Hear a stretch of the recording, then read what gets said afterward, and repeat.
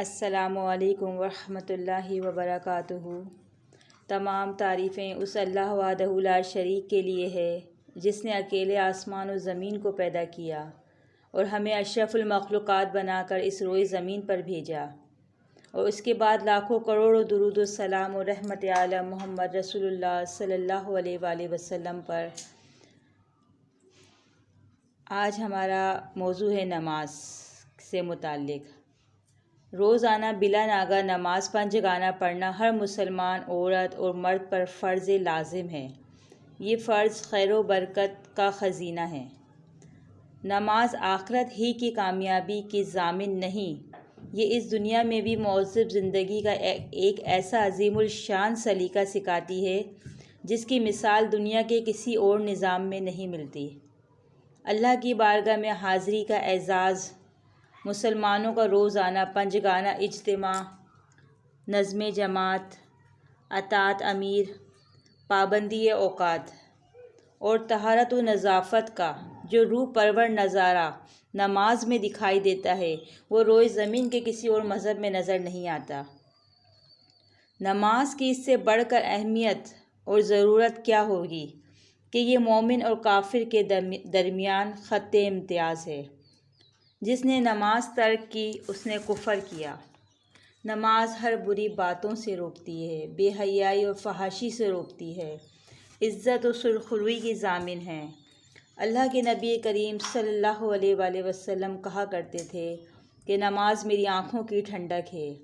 قرآن کریم نے بشارت دی ہے کہ جو اہل ایمان نمازوں میں اللہ کے حضور گڑ گڑاتے ہیں، رب جلیل انہیں ضرور کامیاب فرماتا ہے۔ نبی کریم صلی اللہ علیہ وآلہ وسلم کو نماز کی اہمیت و عظمت کا کس قدر زبردست احساس تھا، اس کا اندازہ اس حقیقت سے کیا جا سکتا ہے کہ عین اس وقت بھی جب کہ نزع کا عالم طاری تھا اور آپ صلی اللہ علیہ وآلہ وسلم اس دنیا سے رخصت ہو رہے تھے، آپ صلی اللہ علیہ وآلہ وسلم کی لسان مبارک پر یہی وصیت جاری تھی: الصلاۃ الصلاۃ وما ملکت ایمانکم۔ ارشاد باری تعالیٰ ہے: الیوم اکملت لکم دینکم واتممت علیکم نعمتی ورضیت لکم الاسلام دینا۔ اے مسلمانوں، آج میں نے تمہارے لیے تمہارا دین مکمل کر دیا ہے اور تم پر اپنی نعمت پوری کر دی ہے اور تمہارے لیے اسلام کو بطور دین پسند کر لیا ہے۔ یہ آیت 9 ذی الحجہ 10 ہجری کو میدان عرفات میں نازل ہوئی۔ اس کے نازل ہونے کے 3 ماہ بعد رسول اللہ صلی اللہ علیہ وآلہ وسلم یہ کامل اور اکمل دین امت کو سونپ کر رفیق اعلیٰ سے جا ملے اور امت کو یہ وصیت فرما گئے: میں تمہارے اندر 2 چیزیں چھوڑ کے جا رہا ہوں، جب تک تم انہیں مضبوطی سے پکڑے رہو گے ہرگز گمراہ نہیں ہوگے۔ ایک اللہ کی کتاب اور اس کے نبی کریم صلی اللہ علیہ وآلہ وسلم کی سنت۔ سیدنا انس رضی اللہ تعالیٰ عنہ سے روایت ہے کہ رسول اللہ صلی اللہ علیہ وآلہ وسلم نے فرمایا: پہلے اول صف پوری کرو، پھر اسے جو پہلی کے نزدیک ہے۔ سیدنا ابو ہریرہ رضی اللہ تعالیٰ عنہ سے روایت ہے کہ رسول اللہ صلی اللہ علیہ وآلہ وسلم نے فرمایا: مردوں کی صفوں میں ثواب کے لحاظ سے سب سے بہتر پہلی صف ہے اور سب سے بری آخری صف ہے، اور عورتوں کی صفوں میں سب سے بری پہلی صف ہے اور سب سے بہتر آخری صف ہے۔ یعنی یہ تب ہے جب خواتین بھی مردوں کے ساتھ نماز میں حاضر ہو۔ یعنی عورتوں کے لیے پہلی صف اس لیے بری ہے کہ جب خواتین بھی مردوں کے ساتھ نماز میں حاضر ہوں، کیونکہ اگر مرد آخری صف میں کھڑے ہوں اور ان کے ساتھ خواتین بھی کھڑی ہوں تو ان کا خیال ایک دوسرے کی طرف رہے گا، لیکن اگر مرد پہلی صفوں میں ہوں اور خواتین آخری صفوں میں ہوں جبکہ درمیان میں بچے ہوں تو ایسا امکان نہیں رہے گا۔ آپ صلی اللہ علیہ وآلہ وسلم نے صف کے پیچھے اکیلے نماز پڑھنے والے کو نماز لوٹانے کا حکم اس لیے دیا تھا کہ وہ اگلی صف میں شامل نہیں ہوا تھا کہ اگر اگلی صف میں جگہ نہ ہو اور نمازی اکیلے صف میں کھڑا ہو جائے تو اس کی نماز ہو جائے گی۔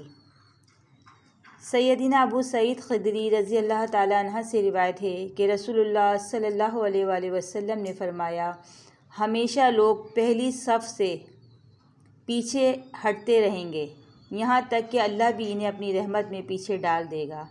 سیدنا انس رضی اللہ تعالیٰ عنہ فرماتے ہیں کہ ہم رسول اللہ صلی اللہ علیہ وآلہ وسلم کے دور میں اس سے ستونوں کے درمیان صفیں بنانے سے بچتے تھے۔ صف کے پیچھے اکیلے کھڑے ہو کر نماز نہیں پڑھنی چاہیے۔ رسول اللہ صلی اللہ علیہ وآلہ وسلم نے ایک شخص کو صف کے پیچھے اکیلے نماز پڑھتے ہوئے دیکھا تو آپ نے اسے نماز لوٹانے کا حکم دیا۔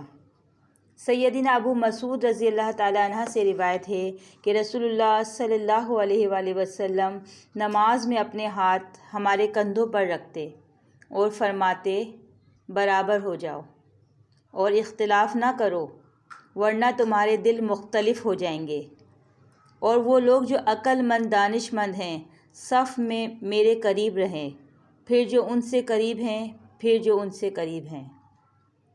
سیدنا ابو مالک اشعری رضی اللہ تعالیٰ عنہ کہتے ہیں کہ رسول اللہ صلی اللہ علیہ وآلہ وسلم نماز کے لیے کھڑے ہوئے، پہلے مردوں نے صفیں باندھی، پھر بچوں نے، اس کے بعد آپ نے نماز پڑھائی، پھر فرمایا میری امت کی نماز اسی طرح ہے۔